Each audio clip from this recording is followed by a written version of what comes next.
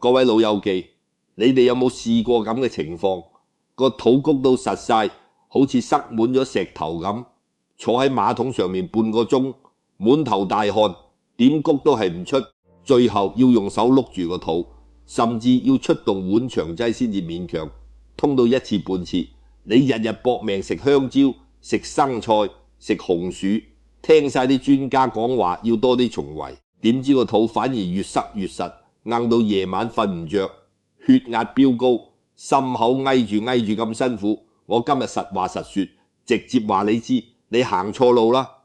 長者便秘同後生仔便秘根本係兩回事，你仲用後生仔嗰套食多啲菜、食多啲生果嘅方法嚟搞自己嗰個腸胃，無異於拎條乾草去通一個塞滿泥沙嘅水管，越塞越實，越整越死。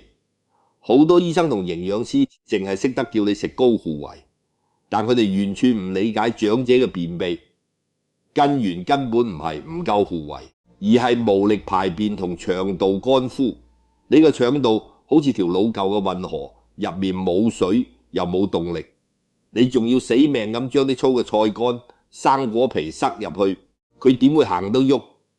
今日岑公就要喺教大家點樣用1小匙最天然嘅優質油脂，喺5分鐘之內令你順暢排空之前，如果你覺得今日嘅內容講中咗你嘅痛苦，請你即刻撳個讚，好，訂閱我哋呢個頻道，仲要撳埋隔離個小鈴鐺，揀晒所有通知，咁你先至唔會錯過岑公每日為你準備嘅最實用長壽食療智慧。我呢個方法唔使食藥，唔使飲生水，就係用大自然最簡單嘅油脂，幫你條腸道重新開返條路。你準備好未？好啦，要解決問題，首先要搞清楚個根源。點解你越食生果蔬菜個便秘越嚴重？因為你搞錯咗體質。喺中醫嘅角度，年輕人陽氣旺盛，佢哋嘅便秘多數係熱秘，即係食得太多辛辣煎炸，腸道入面有實火蒸乾咗水分，所以要用清熱淡下嘅方法。但係我哋長者呢，我哋嘅體質係虛秘同冷秘。乜嘢叫虛秘？就係你體內嘅氣唔夠，特別係肺氣同大腸嘅氣。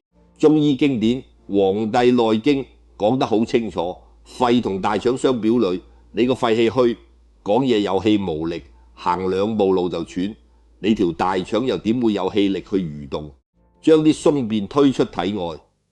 呢個就係無力排便嘅真相。你唔係冇便意，你係有便意，但係谷唔出，因為你條大腸根本冇力。你再日日食生菜沙律、食香蕉、食火龍果，呢啲全部係乜嘢性質？全部都係寒涼之物。你食佢哋落肚，等於直接喺你個脾胃上面淋冰水。你個脾胃本來就已經因為年紀大而陽氣衰退，你再塞呢啲寒涼嘢入去，會嚴重凍傷你嘅脾陽，令到條大腸鐵底失去蠕動嘅能力。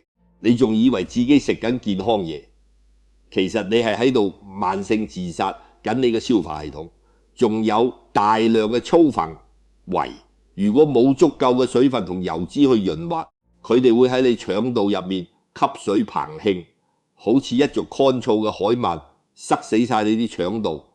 擠接到時，你就會覺得個肚窿卜卜，不斷放屁，但係大便就係塞住喺入面，點都出唔到嚟。呢個就係點解你日日食菜，個便秘反而仲嚴重過以前嘅真正原因。既然知道咗長者便秘嘅根源係氣虛同腸道乾枯，咁我哋嘅解決方法就絕對唔係再塞窮胃，而係要補氣同潤腸。今日岑公就公開我食咗幾十年嘅私房降糖通便神仙食法，呢個方法簡單到唔信，就係每日1小匙優質油脂。邊種油脂？就係大自然中5行屬木入肝經，能夠滋陰潤燥嘅松子仁同黑芝麻油。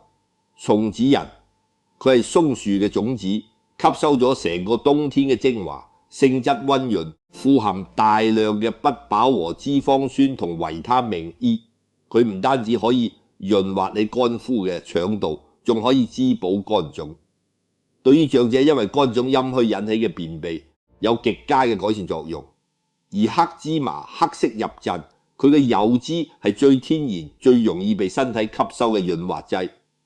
我每日嘅習慣係咁嘅，晏晝3點左右，我會食1小匙炒香咗嘅松子仁，大約10粒左右，同埋1匙羹黑芝麻粉。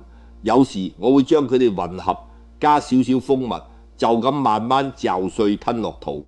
如果你嫌麻煩，你可以去買一支優質嘅純黑芝麻油，記住一定要係純正，冇混雜其他平價油嘅冷壓芝麻油。每日朝早空肚或者臨瞓前飲1小茶匙，大約5毫升左右。呢個方法可以喺5分鐘之內溫柔地含醒你條腸道，等佢重新分泌腸液，將積聚喺腸壁嘅硬結同面慢慢味落潤滑，然後順暢排空。你記住，呢個唔係中藥，唔會令你肚痛，佢係一個純天然嘅潤滑劑，幫你條乾枯嘅腸道重新注滿生命之水。你平時係唔係日日食香蕉同蔬菜嚟醫便秘？你嘅排便有冇因為咁而變得順暢？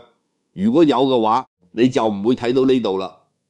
不如你試下我嘅方法，然後喺下面留言話我知你嘅效果。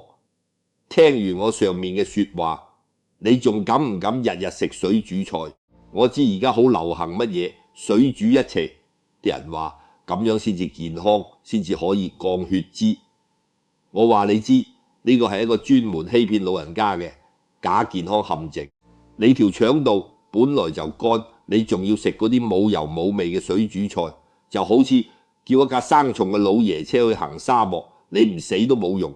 蔬菜絕對要食，但要食得有智慧。第一，所有蔬菜一定要煮熟煮爛，千祈唔好再食乜嘢生菜、沙律、涼拌青瓜，尤其係傍晚之後，絕對要戒晒所有生冷嘢。第二，煮菜嘅時候一定要落適量嘅優質油脂。你唔好驚油，你要怕嘅係身體冇油。你落1匙羹橄欖油、山茶油或者豬油去炒菜，呢啲油脂可以保護你蔬菜入面嘅維生素唔會被高溫破壞，同時令到蔬菜嘅纖維變得柔軟，唔會刮傷你嘅腸道。最重要嘅係呢啲油脂會附着喺纖維上面，變成一個天然嘅輸送帶，幫你將腸道入面嘅廢物順暢咁推出體外。你記住，長者嘅腸道需要油脂嘅溫暖同呵護，絕對唔係全為嘅粗暴摩擦。你而家每日食嘅所謂健康餐，到底有冇一滴油？你做菜會唔會驚血壓高而唔敢落油？你係咪都好驚食豬油？快啲喺下面留言話我知你嘅煮食習慣，等陳公幫你哋糾正呢啲錯誤嘅飲食觀念。要記住，唔落油嘅水煮菜就係你便秘嘅元禍之一。講完食療同生活習慣，我哋又要返到內心世界。你以為便秘淨係關條腸事？我話你知，你日日為仔女嘅農事操心勞氣，瞓唔着，呢啲負面情緒直接傷害你嘅脾胃，引致氣痹。中醫講得好清楚，憂慮傷脾，思則氣結。你成日諗埋啲無謂嘢。個仔今日返工有冇俾人殺？個女同新抱關係好唔好？個孫考試合格未？你嘅大腦就會長期處於一個緊張嘅狀態。呢種緊張會令到全身嘅氣機都鬱結喺心口，唔單止影響你嘅呼吸，更加會令到你條大腸嘅蠕動完全停頓。呢個就係氣痹嘅成因。你有便意，但係谷極都谷唔出，就係因為你嘅氣全部塞住喺心入面，冇辦法落到去大腸推動排便。所以話對仔女守住生活邊界，平息內心嘅焦慮同憂慮，呢個先至係你身體最好嘅通便藥。你要明白，仔女有佢哋自己嘅因果同命運，你擔心又點？你幫唔到之餘，仲搞到自己一副都係。你日日喺屋企愁眉苦臉，搞到個肚谷住，最終受苦嘅都係你自己。你要學識放下，學識唔好理閒事，守住你嘅養老金，過你自己嘅風流快活日子。當你心情舒暢，個心冇晒雜念，你體內嘅氣機就會重新流動，大腸嘅蠕動功能自然就會恢復正常。到時你唔使食藥，個肚都會日日暢通冇阻。呢個就係我成日講嘅，開心就係最好嘅養生藥。你平日會唔會因為仔女嘅事搞到自己冇晒胃口，個肚谷都實？如果有嘅話，你就要開始學習放低。講到呢度，我哋又來到玄學修心嘅終極篇章。呢個世界上最好嘅風水，永遠都係你嘅心。你嘅腸胃係你身體最誠實嘅鏡子，佢反映嘅唔單止係你食咗乜嘢落肚，仲反映咗你嘅情緒同壓力。一個成日焦慮、抱怨、慄怒嘅人，佢嘅氣機係混亂嘅，腸道係淤撈嘅，便秘係必然嘅。相反，一個內心平靜、豁達感恩嘅人，佢嘅五臟六腑都會喺一個和藹嘅頻率入面運作，腸道自然暢通無阻。你諗下，你日日食最貴嘅益生菌，飲最靚嘅陳維粉，但係你個心充滿仇恨、嫉妒同擔憂，你覺得身體會吸收到營養嗎？我研究咗大半世易經同命理，我可以好肯定咁同你講，所有身體嘅疾病都係內心磁場失衡嘅投射。便秘係一種滯留，係你身體對你生活方式同心理狀態嘅控訴。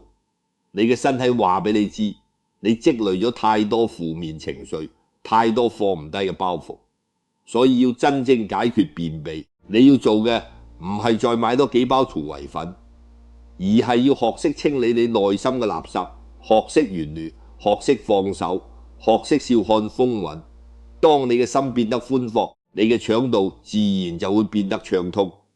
呢個就係大自然嘅法則，心好命就好，心通腸就通。講完心，又要講翻最實際嘅錢。你知唔知晚年嘅排便問題同你嘅財富安全感係有直接關係嘅？當你手頭鬆動，你唔使睇仔女面色，你想食優質嘅黑芝麻油、松子仁，你可以隨便買。你想睇最好嘅中醫，食最好嘅藥材，你可以豪爽俾錢。但係如果你將所有積蓄都攞晒去幫仔女買樓還債，搞到自己窮困潦倒，你連買一樽靚油嘅錢都要諗過度過，你嘅壓力會大到乜嘢程度？呢種對未來嘅恐懼同不安，會直接導致你嘅氣機更加鬱結，便秘更加嚴重。所以話守住你嘅養老金，唔單止係守住你嘅生活質素，更加係守住你晚年排便嘅尊嚴。你唔使靠人，你有錢，你就可以買最好嘅食材，請最好嘅看護，住最好嘅病房。你唔使成為仔女嘅包袱。呢種底氣同自在係任何藥物都比唔上嘅通便良方。唔好再傻傻咁將所有嘢都奉獻出去，你要為自己留翻一條後路。你嘅財富就係你晚年健康嘅最後一道防線。各位老友記，人生嘅下半場，我哋要追求嘅唔係長命百歲，而係活得有尊嚴，活得通暢。身體要通暢，腸道要通暢，氣機要通暢，財富要通暢，心靈更加要通暢。你唔使再為咗便秘而日日苦惱，唔使去虐待自己個胃去食一堆你根本消化唔到嘅生冷嘢。聽陳公一句勸，每日一次休友，每餐食煮爛嘅熟菜，每朝對住塊鏡笑一笑，對仔女嘅事隻眼開隻眼閉，你嘅身體自然會俾你最好嘅回報。記住，老去係一種自然規律，但點樣老去係一種選擇。你可以選擇日日愁眉苦臉，同便秘搏鬥到天光，亦都可以選擇優雅從容，每日暢通無阻，精神爽利。今日我講嘅呢啲，全部都係我用一生嘅智慧同經驗換翻嚟嘅寶藏。